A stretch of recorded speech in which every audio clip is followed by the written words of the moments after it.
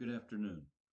Come to you this afternoon. I want to talk to you about our God who is mighty in forgiveness. And to do this, I'm going to use an illustration from one of the men in the Bible named King Ahab.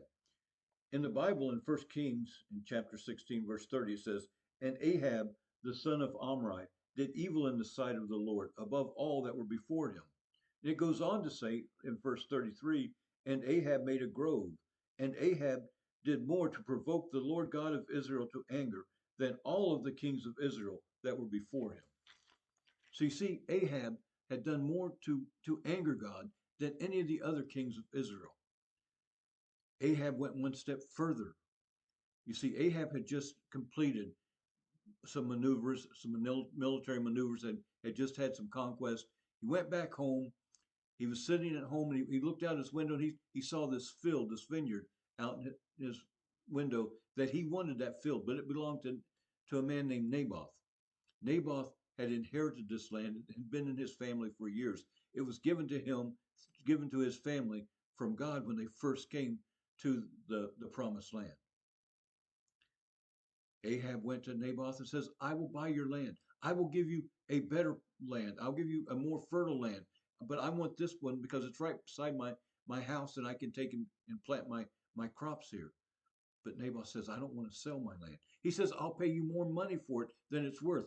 Naboth says, I don't want to sell it.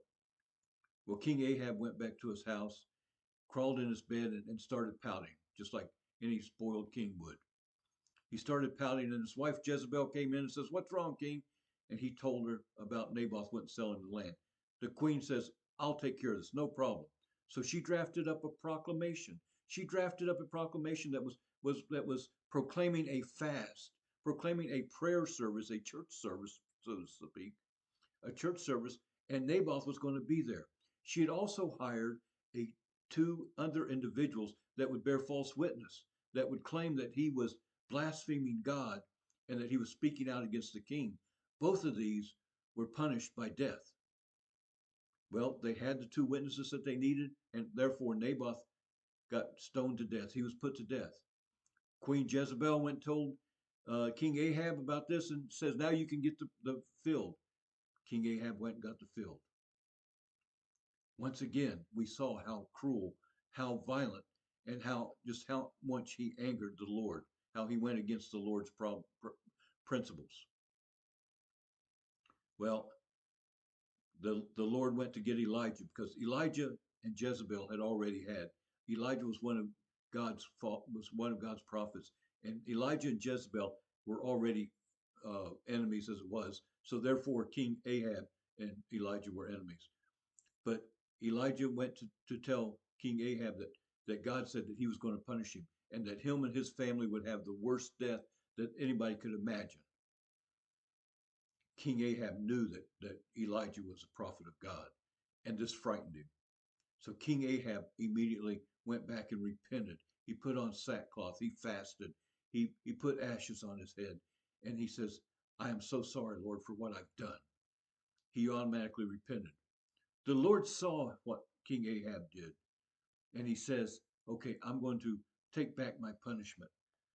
The Bible tells us that it says, Seest thou how Ahab humbleth himself before me? Because he humbleth himself before me, I will not bring the evil in his days. So the Lord repented and says, I will not take Ahab's life, not at this time, and this won't happen. His family won't be killed in his time.